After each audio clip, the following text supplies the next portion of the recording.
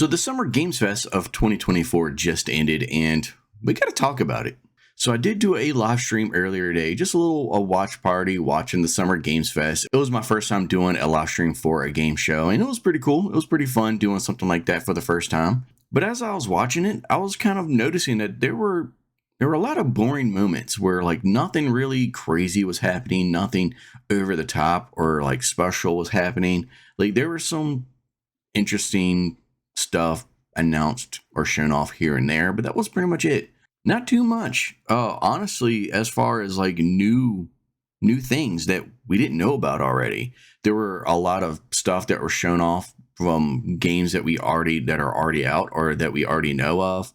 So I felt like overall, like at the end, the show I was left feeling kind of meh about it, Like I didn't really know kind of what to think. Like there were some things that I did lose my mind over, like the Street Fighter 6 DLC. I lost my mind over that.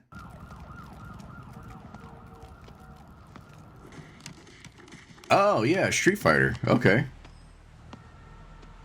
Who was that?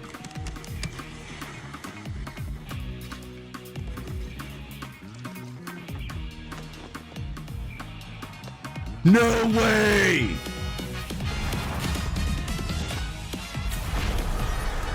Terry's in Street Fighter 6?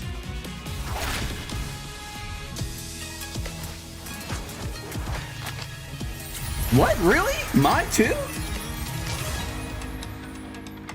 What is this? Oh, is this for the season 2? She's from Third Strike. Where's Sean? I want to see Sean.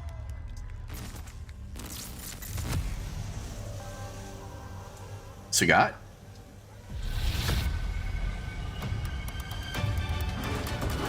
Where's that Bison?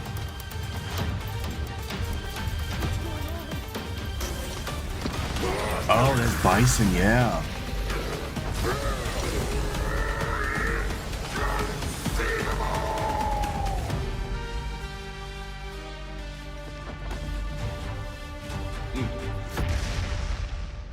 Dude! That is awesome. I can't believe they're bringing Terry and Mai from Fatal Fury into Street Fighter. What? That is sick. And then there was a Fatal Fury trailer, which was really cool to see. I mean, but that game we've already known about. But I just felt like for the most part, there just wasn't anything too crazy. There were a lot of release dates for games that were announced at this show.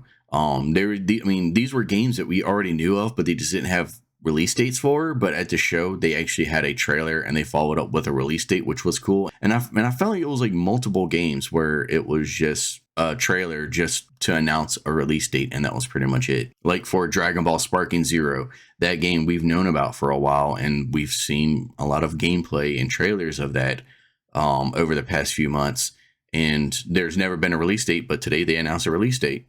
So while that was really cool to see that, finally there's a release date, when to expect it, but at the same time, like it's not like they really showed off anything new that we didn't know of. They just showed a little bit more gameplay, and that was it, which I guess is cool. But I feel like for most Dragon Ball fans, like if you were going to buy this game, you're probably already sold on it by now. There were a lot of indie games that were shown off, which was really cool. I do like to see that there are indie games that are getting more of the spotlight now, which is nice to see. But at the same time, like it doesn't really give that hype for these kind of shows, And so that's one thing that does suck with these indie games is it is really nice that these indie games are getting the spotlight. Like, don't think that I'm saying, oh, I don't want to see them. I do. I do want to see them. I do want these game developers because some of these games were created by one person.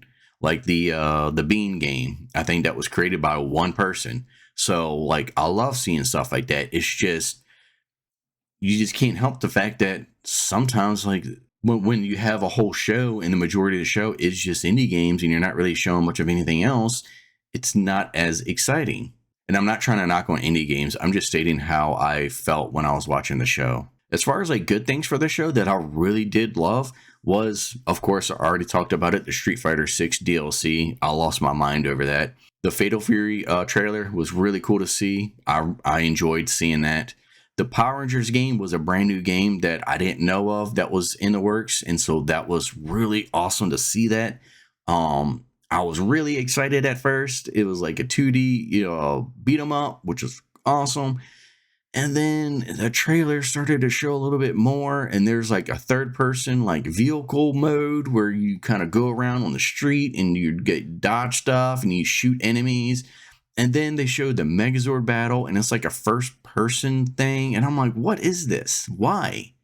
Like, I would have preferred if like you got into the Megazord and maybe it turned into like a fighting game or something like that. Like, I thought that would be pretty cool to see, like a 2D fighting game. But no, they decided to go with a first person view for some reason. So it like excited me at first, but then it lost me at the end of the trailer. So I don't even know how I feel about that game anymore. And Sonic Cross Shadows Generations, that looked really cool, but also that was a game we already knew of. They just showed a little bit more about it, and I think today we got our first announcement of the release date. So that was cool, but at the same time, this was all stuff that we already knew about. So even though I did enjoy watching it, and they showed off some more gameplay, but at the same time, it's something I already knew of. So, and they had a trailer for a new update going to Pal World, where I don't know if it's DLC. It just said it was an update. They didn't say if it was like a DLC or expansion or anything. So it may be free. I don't know. So if it's not free, don't come at me. I have no idea. It just said in the trailer it was an update. So I have no idea, but that looked really cool. I haven't played Pal World, but I am interested in playing it. And with this new update coming up, it's enticing me even more to play the game. And then the creator of Persona actually showed off another game that they're working on called Metaphor. And this was the first time that I'm hearing of this game as well. I don't know if it was announced prior to this event, but it was the first time that I've heard of it. And that game looked really cool. I do love everything that they kind of showed off about the game. Looks sick. How there's like jobs, I think is what they called it. There's like jobs or like classes where your character kind of like transforms into another like mechanical being almost. And you can attack and you have certain abilities and stuff that you can do with them. And then you can level them up and they can actually evolve and take on new forms and stuff like that. So I thought that was really cool. But that game looked awesome. So that was also another really cool thing to see at this event. And one of the most anticipated things that I was waiting the entire event for was Monster Hunter Wilds, because Capcom announced prior to the event they were going to be showing a trailer at the event for Monster Hunter Wilds. And so I was already excited for it. And it was the second to last trailer, I believe, of the entire event, the entire 2-hour event. It was the second to last trailer. And they didn't show hardly any gameplay. They showed a little bit, but not much. Like, I just wanted to see more. Like, just want to see more gameplay of this game.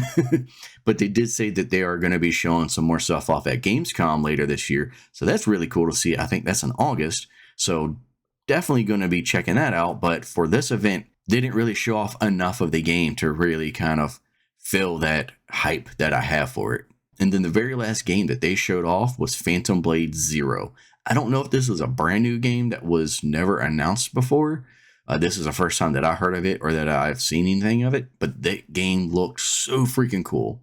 So freaking cool. It does look like it's a Souls-like, which I'm not too much of a fan of, because when it comes to games that are meant to be hard and meant to be extremely difficult, I tend to not have the best of time playing them. There are hard bosses in video games where when you beat them, they're very fulfilling, but it's just that process of getting through the boss and getting through the fight. It's very hard to enjoy that process, but that game does look really cool, so I am actually really considering playing it. But other than that, everything else they kind of showed off was just kind of meh, you know? It was just kind of bland and, not really too exciting to me. I know there's some things here and there that people were excited for. But for the most part, I feel like for the entire 2-hour event, there wasn't really much that I was excited to see. And the things that they did show off that for games that I was excited of, they didn't really show much of them. It was mostly just here's a trailer and then here's a release date. Like, that was pretty much it. So I don't know. I don't know how I feel about it. It was just kind of bland. It was kind of okay. And I don't know if that's just because of the state of the gaming industry right now. Nintendo wasn't even at the event.